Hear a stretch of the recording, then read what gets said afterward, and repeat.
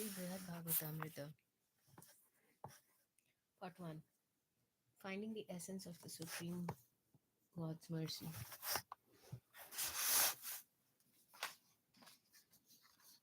Forward.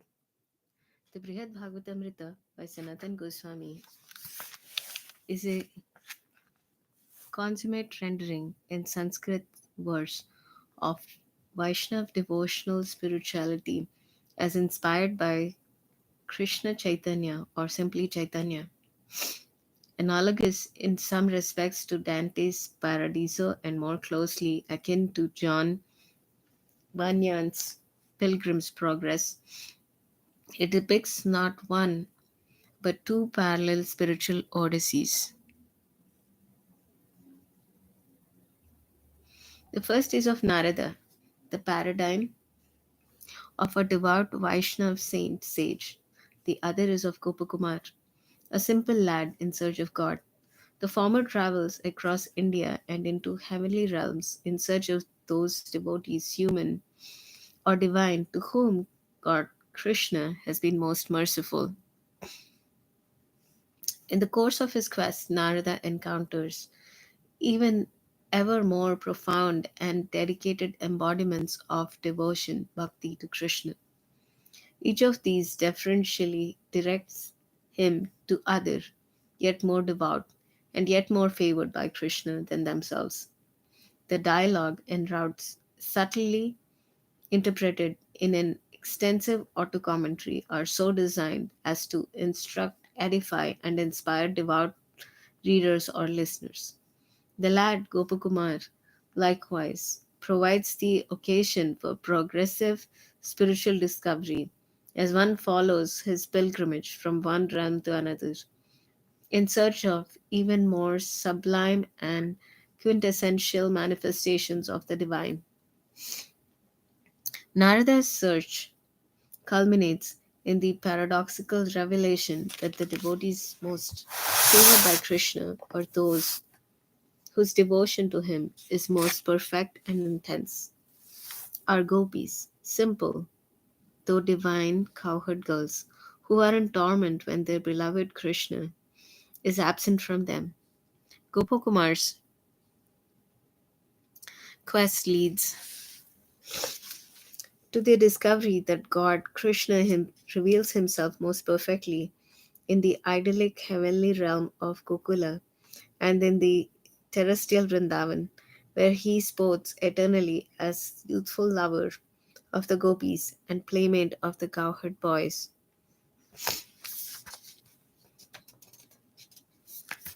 Within the framework of this dual spiritual odyssey and an extensive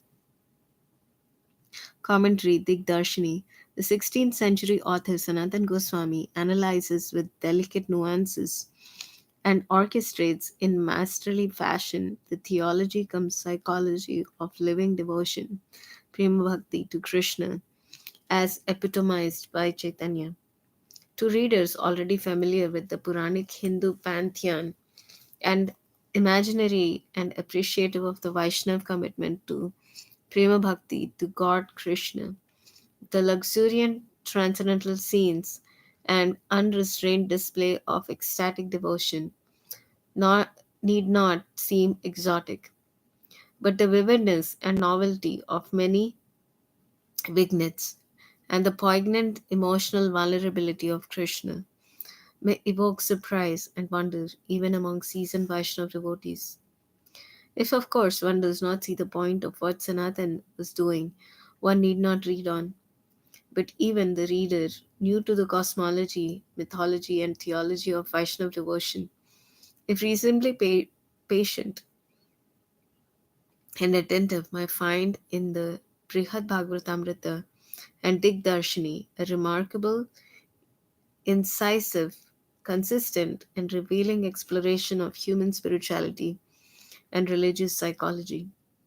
For Vaishnav devotees, in the tradition of Chaitanya, the Brihad Bhagavatamrita and its commentary constitute a foundational text of great value.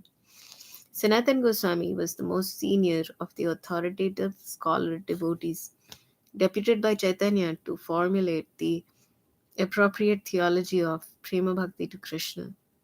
Sanathan's poetic narrative, supplemented by its commentary, is the most thorough and penetrating statement of his theological ideas and spiritual sensibilities. Significantly, I think this, his most ambitious work, takes the form of narrative and dialogue. Through the Brihad Bhagavatamrta is carefully structured in its organization. Is carefully structured in its organization.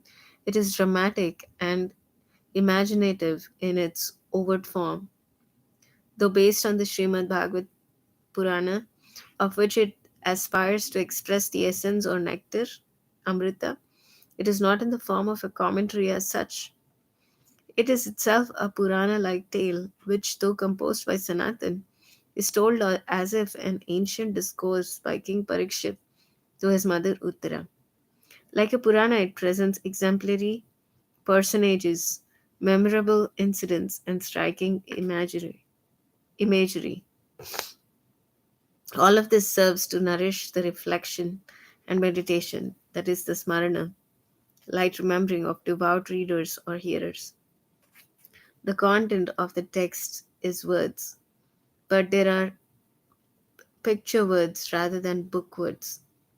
They evoke the experiential basis upon which secondary theoretical and practical elaboration may be built.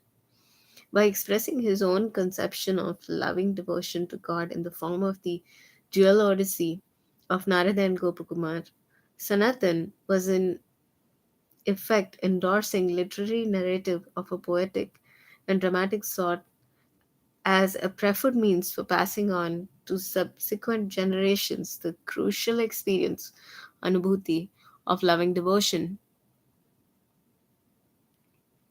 For devotees of Krishna in the modern world who are not fluent in Sanskrit, access to Sanatan's foundational poem must be by translations or paraphrase. There are several in Bengali and Hindi, and perhaps in some other Indian languages. In English, there is a translation of the Brihad Bhagavatamrta by Sriman Bhakti Pragya Yati Maharaj from Sri Gaudiya Madras, but none so far as I know of Digdarshini. The present edition includes translations by Gopi Das of both the basic poem and its commentary, plus appendices and glossary, etc. This is an extraordinary labor of love. The Brihad Bhagavatamrita alone contains some 2,500 Sanskrit verses, each requiring painstaking care, even when wisely being rendered into idiomatic English prose rather than metrical verse. The commentary is considerably longer, and although in Sanskrit prose, is far from easy to convey in readable, accurate English. Yet the task has been done, and done well, an impressive achievement indeed. When I began to examine the proofs of these books, I was pleased to find that Gopi Paranadhanadasa's English prose version reads clearly and crisply. Moreover, it conveys the excitement, wonder, and devotion of spiritual discovery that animates Sanatan's own composition. The more I read, the more fascinated I become with Sanatan's novel and brilliant retelling of themes emanating from the Srimad Bhagavata, but developed into much that is not found explicitly in that revered text. Depictions of progressively more intense and intimate modes of loving devotion, built to a climax in a remarkable portrayal of Krishna at Dwaraka, depressed and anguished, in absence of Radha and the gopis, and restored to normal consciousness only by an artful ruse. The further I read, the less was I conscious that I was reading a translation. So naturally does one unit of the narrative flow into the next. When I did shift to the task of comparing portions of the translation with the Sanskrit, I was pleased to discover that the English prose is indeed very faithful to the Sanskrit original.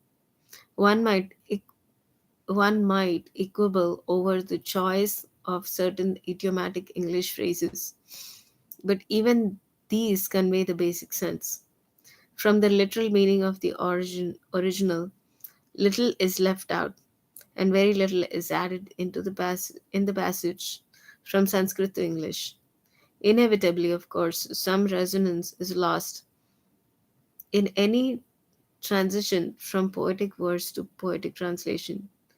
But fortunately, because the Brihad Bhagavatamrta is mostly narrative and dialogue, it lends itself more readily to prose rendering than would other types of poetic verse. I would like to think that Sanatan Goswami would welcome his modern prose translator as a kindred spirit and an able expositor of his work.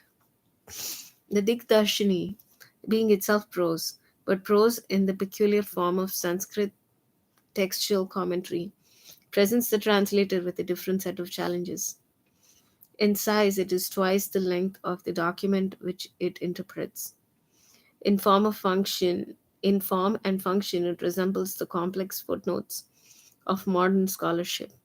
In orientation, it assumes broadly ranging acquaintance with traditional Vaishnav themes, Sanskrit religious literature, and technical points of devotional aesthetics, theology, and philosophy.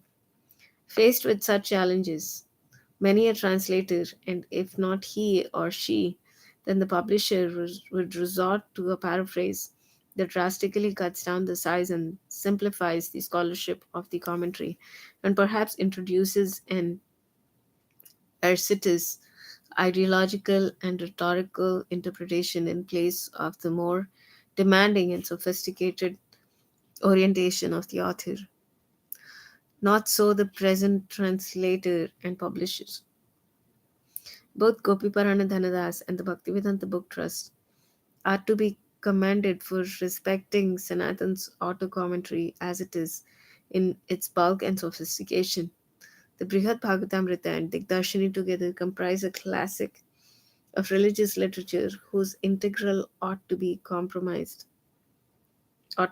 compromised.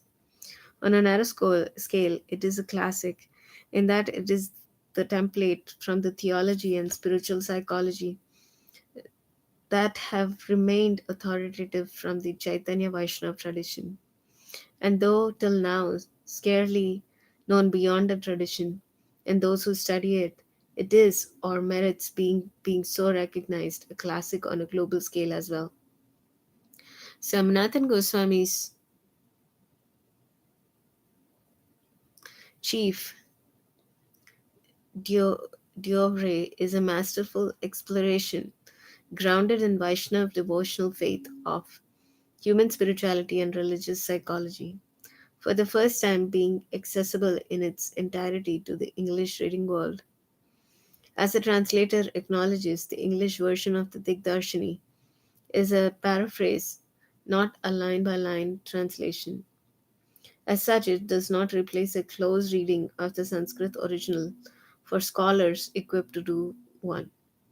But as the translator points out and illustrates in the appendices, the paraphrasing is largely a matter of arrangement, not of selective excision or augmentation.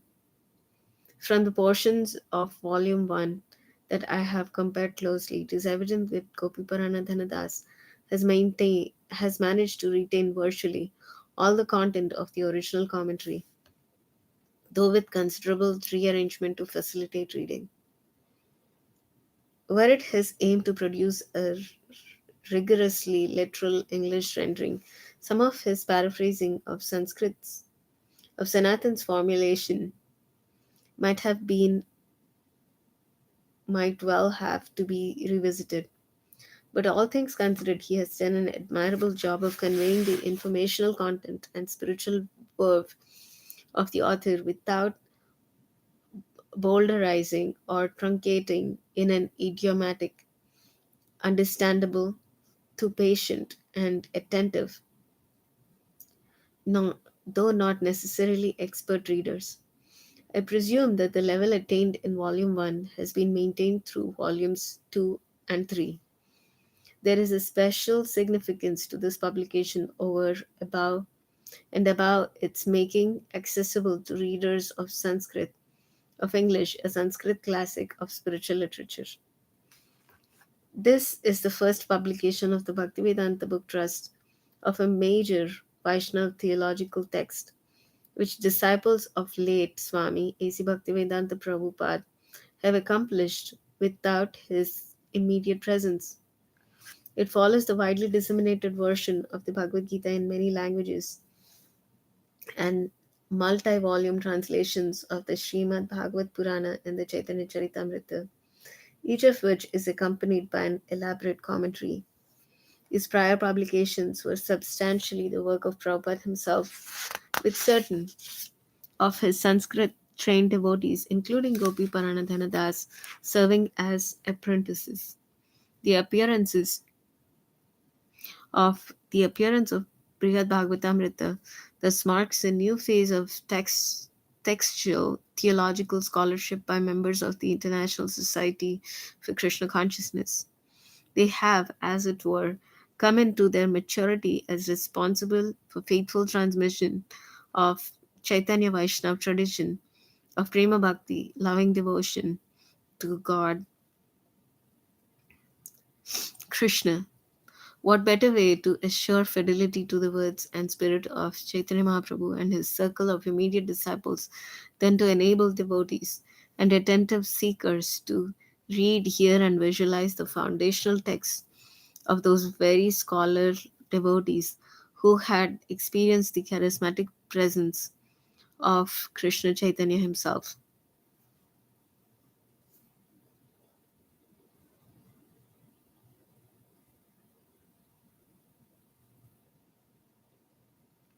Joseph T. O'Connor, PhD, Professor Emeritus, St. Michael's College, University of Toronto, Research Associate, Oxford Center for Vaishnav and Hindu Studies.